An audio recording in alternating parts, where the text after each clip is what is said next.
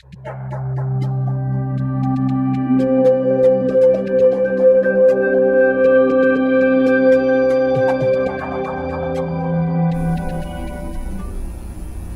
Lord be with you.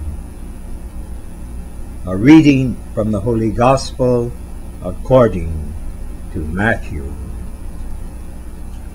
Jesus said to his disciples, "Not everyone who says to me, 'Lord, Lord,' will enter the kingdom of heaven, but only the one who does the will of my Father in heaven.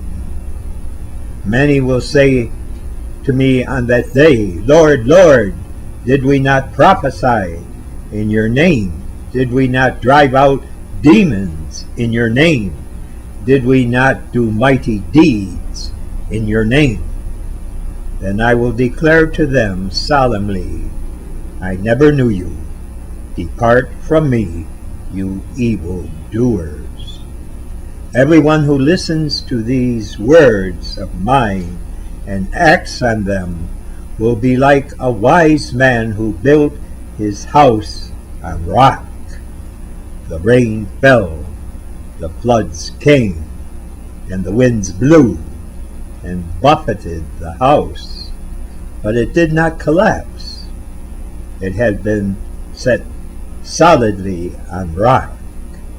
And everyone who listens to these words of mine but does not act on them will be like a fool who built his house on sand. The rain fell, the floods came, the winds blew and buffeted that house, and it collapsed and was completely ruined." When Jesus finished these words, the crowds were astonished at his teaching, for he taught them as one having authority and not as their scribes. This is the good news of our salvation.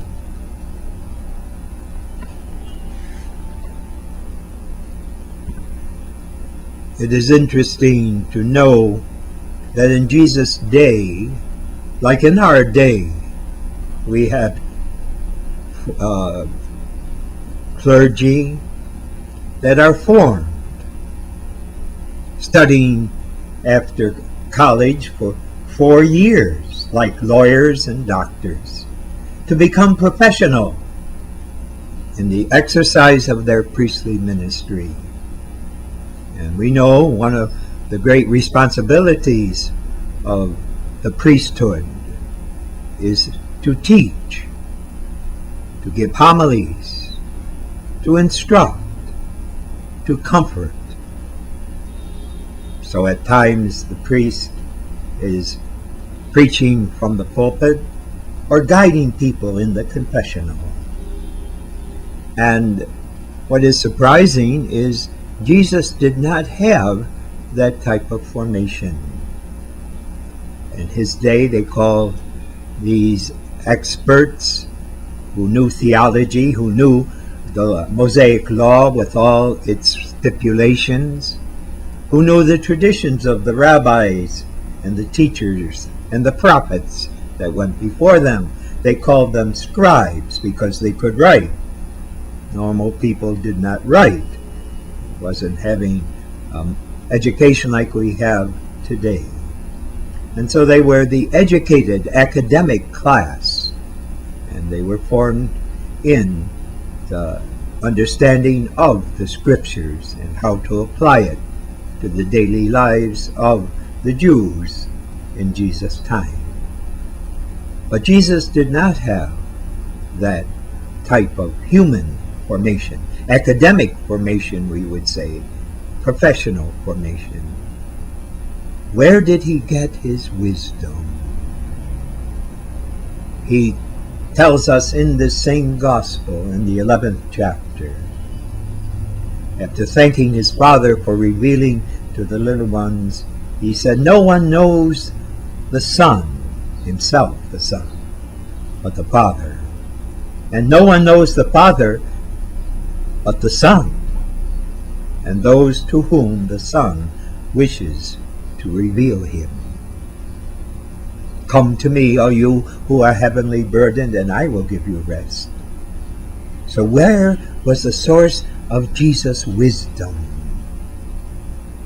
As Son of Mary, growing up or being reared in the Palestine of 2,000 years ago.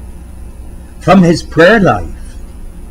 Yes, every Saturday, like all the Jewish men, he would go to the synagogue and they would do Bible services, read, and then they would interpret and share their experiences. So he did have an understanding of the prophets and the law.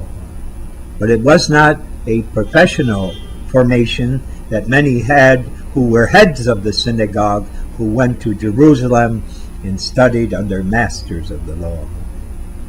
He taught with authority, was completely convinced that no one knew the Son but the Father, the Heavenly Father, and no one knew the Father, the Heavenly Father, but his Son.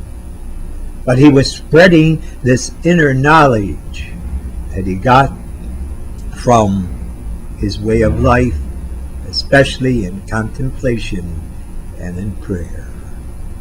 And what he's telling us is that we must do the same.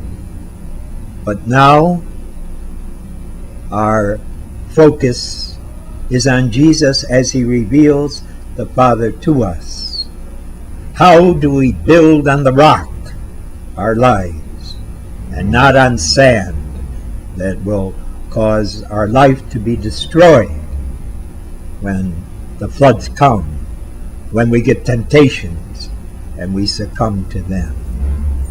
This is found in Jesus as he says, I am the way, the truth, and the life. No one goes to the Father except through me. And so we find that our love of Jesus is the basis of our success in this life. Jesus, therefore, will build our lives on the foundation of our friendship with him. And this is where our prayer life comes. Yes, we have to learn from others. We have to be instructed. We have to be catechized. We have to be open to learn more about the identity and life and mission of Jesus. But beneath that, the foundation is our interpersonal relationship with him. We have to not only know that he exists, but he is offering his intimate friendship with each one of us. And we find that expressed every time we celebrate the sacred liturgy of the sacrament of the Holy Eucharist.